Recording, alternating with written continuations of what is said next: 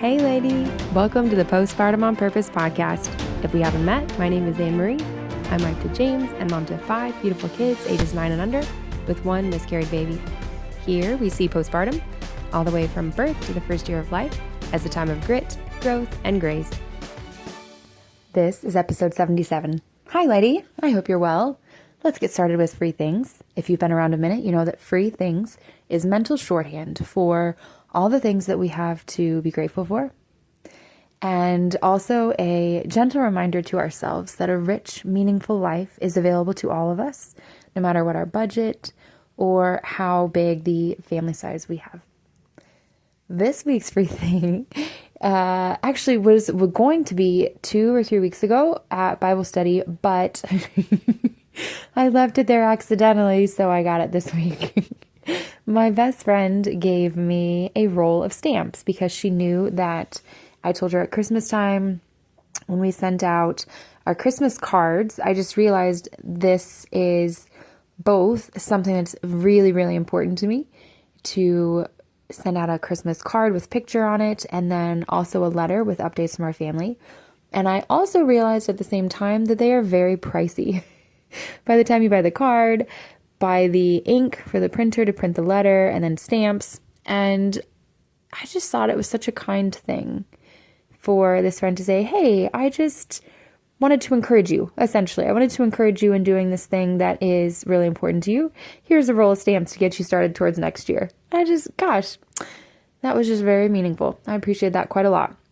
And then one small change from this week, and one small change, if you're new, is just a little way to keep track of the progress that we make during postpartum, the little things that change, whether it's something for our baby, something for ourselves, or both. And maybe it's something for ourselves in relation to other members of our family, not even necessarily in relation to the baby. But for the first time in my older children's lives, they are 9.5 and 8, just turned 8 in December. And I told them that the expectation is now to make their beds every morning. And you might be thinking, Jiminy Christmas, Anne Marie, you guys, you have not expected your children to make their beds? No, I haven't. If you've listened to past episodes, you know that they are now essentially running the laundry. I'm the one who washes the clothes, puts them in the washer and stain sticks them or sprays them. But they do all the folding, the putting away, they switch clothes from washer to dryer. Same thing with pretty much all of the dishes with a very few exceptions. And vacuuming, sweeping, other things. They are running all of those things for the most part, by and large, for our whole family. But I have just never made a point to expect them to make their beds. And I don't know if it's because they've always had bunk beds, and something about bunk beds to me is just not the same as a regular bed. And maybe it's the fact that all of their toys are in their room, and my older son in particular has Legos, and Legos are just always out. He doesn't pick up all of his creations, we call them, every night and put them away. They're just on an ongoing basis. They're out on the floor. I don't know if those are excuses or explanations or a mixture of both, but as it stands, the fact remains that I have just never expected them to make their beds. And they haven't. That's not been an expectation, and so they have not magically done it without my expectation. And I was just listening to a little podcast episode last week, maybe, of January Donovan, talking about the importance of the expectations that we have for our children. And she mentioned making beds as one of those expectations. And I just thought, you know what? I think that's a good idea. I think that's a good idea. And so far, it's going fine. All right. Free things. One small change. That's great. Okay, good. Now, I have been talking off and on for a long time about wanting to share with you a review of the Hinge Health app. And just to be clear, we are not talking about the Hinge dating app. I just want to make that very clear. The Hinge Health app. And also, this is certainly not anything sponsored. Hinge Health is actually a benefit that an insurance company would purchase and then offer for free to their employees and their employees' families. So this is not anything that I could ever financially benefit off of. I'm just telling you that we know how I feel about free things, as evidenced by the first part of this episode. But I'm just telling you about something that was available to us through my husband's employer. And from my understanding, that about 2,500 employers nationally within the United States offer Hinge Health for their employees and families, spouses, children, etc., their dependents as well. And for that reason, I figure odds are fairly good that you're going to come into contact at some point, especially if you work or a family member works for a fairly large company like my husband does. Odds are good that at some point you're going to have access to this benefit. And if you do have access to it, I would just love for you to take advantage of it based on what you will learn now. And you might also be thinking, okay, but in postpartum specifically, and where you've said pelvic floor physical therapy is so important. And I totally agree with that. Very much stand by that. I view Hinge Health as an adjunct to that, or as an add-on. Now, I think they have, based on ads I've seen on Instagram, I think they offer pelvic floor physical therapy virtually, because Hinge Health obviously is virtual. It's an app. I would certainly not go for the first time to pelvic floor therapy virtually. I would absolutely do that in person. In particular, because as you are figuring out what your pelvic floor feels like, and that it's not the same thing as just squeezing your butt muscles, just to be frank, that it's not the same thing, that is something really you can only do in person. And that requires, I would say, an in-person assessment and then coaching and assistance from a pelvic floor PT. All right. This I view as an add-on to pelvic floor therapy, and I used it actually for various other aches and pains not specific to the pelvic floor.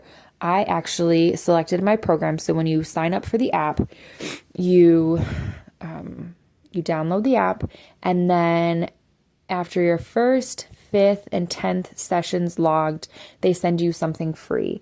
After the first one, they send you an exercise mat. After the 5th one, I believe they send you resistance bands, or I might be saying in the reverse order. It might be 1 for resistance bands, 5 for exercise mat. But within the first week or so of exercise, you are getting resistance bands in a really cool, sturdy, durable carrying case pouch.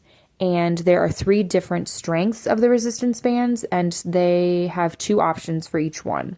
There's a connected loop, so it's just a loop resistance band, and then one that is long and not tied. Maybe I'm saying that awkwardly, but one is an infinity loop essentially, and the other is just a straight band. And you've got, like I said, 3 strengths for those, so you can progress as you are able. And then once you've hit 10 sessions, they will send you, it's called an ENSO device, but it's essentially their branded version of a TENS unit. If you're not familiar, TENS is transcutaneous electrical nerve stimulation, and it works very simply. They send you a carrying case also for that, and then 3 different pads, 2 small and 1 large, or 2 large and 1 small. Anyhow, they have 3 pads in 2 different sizes, and then this little device, and it's got a charger that comes with it, and then just a little, I don't know what you call it, but that it sits on, like it kind of plugs into it unless it's in use. When it's in use, you disconnect it from this thing that I don't know how to describe that it sits on. It's very small. It's like the size of an ice cube. The ENSO device itself is. And you put the pad on whatever part of your body is hurting. You wouldn't do that on your neck, but for instance, your low back or your calf or etc. And they give you tips within the app as well for this. But you put the pad on, you just detach the ice cube sized ENSO device from its stationary resting place, and then you pop it onto the pad, and through the app on your phone, you dial up the intensity of the little electrical nerve stimulation. It feels like tingling pulses, and you can dial it up, and they'll give you, depending on what body part you select, because you tell it within the app which one you're choosing, they'll give you a range of recommended intensities, and you can see what works best for you. But those are the 3 free things that you get within your first 10 sessions. I was not at all sure when I downloaded the app what to expect, and I thought, am I just going to schedule a time like through a Calendly link to meet with this person? But that's not the expectation for every day. You do have the option of a video meeting with your particular physical therapist, because a physical therapist is assigned to you as an individual. You can do that, and I never have, actually. I've used the app for 3.5 months now. I've logged 87 sessions, I think, and I've never used it for the video call specifically. But you get a physical therapist, you tell them what hurts, and a little bit of explanation, I think, about that, and then they craft a program for you. And you also get a health coach assigned to you, and that person checks in periodically to just help boost your motivation and see if you are having barriers to moving, to doing your sessions. Those are the two things, or the two people that are on your care team when you sign into Hinge Health. And you can get notifications for as many days of the week as you want, or as many sessions as you would like. I've chosen 5. And Monday through Friday morning, I get a little notification on my phone saying, it's time to do your exercise or something else fun. The program that they've set for you is a mixture of stretching exercises and strengthening generally. And it'll vary every week. About once a week, I think they change. And that part I'm not 100% sure on. Sometimes it seems like within the week I get kind of an A-B option. Not every day of the 5 sessions is always the same. I don't quite understand yet how that works or changes, but you also, after every session, have the option to log your pain level for the last 24 hours, and that helps guide the physical therapist as well. Now, I have found that more of the exercises are typically stretching versus strengthening. You're not doing this as a workout per se. You're doing it as a physical therapy to help strengthen and stretch a certain part of the body. So I wouldn't approach it as like, I'm trying to do cardio with this, but they've got hundreds of exercises. And besides the program that's created for you, there's also a library you can go into, and you can select, I want to do a 5-minute mobility session, and it'll give you just different exercises you can do. They've got one for carpal tunnel. They've got a constipation one. They have upper body, lower body. They've got easy, moderate, hard. And the very longest one that I've ever done was scheduled for 14 minutes. And I don't know exactly how that calculate that, because every exercise that they give you within the session will be between 45 seconds and a minute and a half. The amount of time that you're having to commit to this is very low, but it never seems like it takes me as long as they say, even though everything is on a timer. If you do a 45-second plank exercise, they'll have you do maybe 2 reps within that, and they'll give you a timer for 10 seconds. So there's little beeps and motivational noises. Maybe that sounds weird. There's not weird. It's helpful, I think, but they've got little tickers or beepers for everything. Everything's very regimented. All of that I've just found to be helpful. And I thought, how good could this be? Because it is not causing a lot of pain. And maybe that sounds ridiculous, but I just mean it's not super challenging. Especially at first, it was not super challenging. And I just thought, could this possibly be doing anything?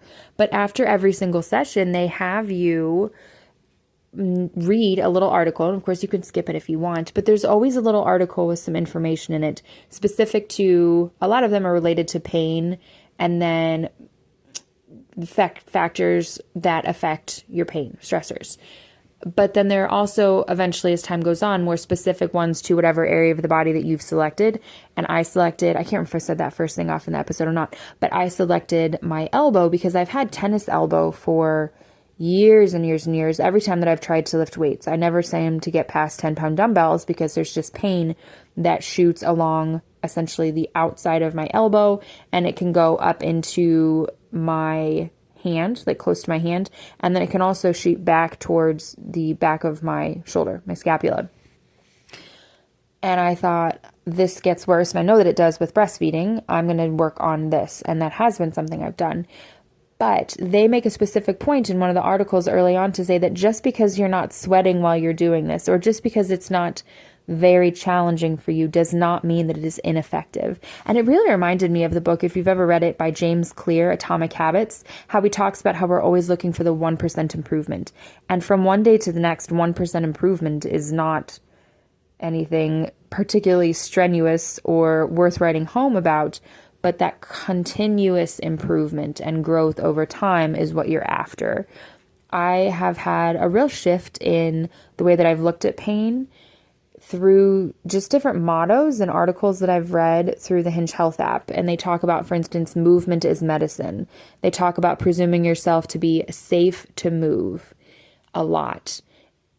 They talk about that a lot. I'm not saying safe, like move a lot, but they talk a lot about being safe to move unless you have a particular, very specific, time-limited reason not to do that. But in general, movement of some kind is always a good idea. And I've read some really interesting things through these articles that they have, even though they're not very long. One of them was just about how opioids are not proven as an effective pain relief option for chronic or long-term pain, that they can be very helpful in the short term. So think post-surgery, something strong and acute, strong pain and acute, but not effective in the research for long-term chronic pain. That was fascinating to me. And then what was something I just read last week that was really interesting to me too? It was talking about posture and how we always think that, keep your shoulders back and sit up straight and tall and keep your stomach in and different things that we associate with good posture.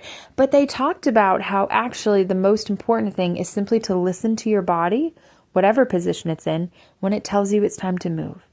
And they gave an example of a research study with close to 200 physical therapists, and they gave them 9 different positions, pictures of positions, and said, which of these would you rate as the most important or best posture? And there were 2 winners out of the 9 positions offered, but they were very different from each other. And the point that the article was making was simply, you don't have to have perfect posture, and maybe perfect posture is actually not a real thing. It might actually be more of a mythical or unicorn type thing, but that you should keep moving. Whatever position you're in, continue to move throughout your day, and that movement is what's going to make the biggest difference. All of this to say, lady, if you have the chance to try the Hinge Health app, I'd love for you to do that. I think it can be very beneficial to you for the fact in particular that it's free and that there is some accountability built into it, because sometimes free things we just don't take advantage of. We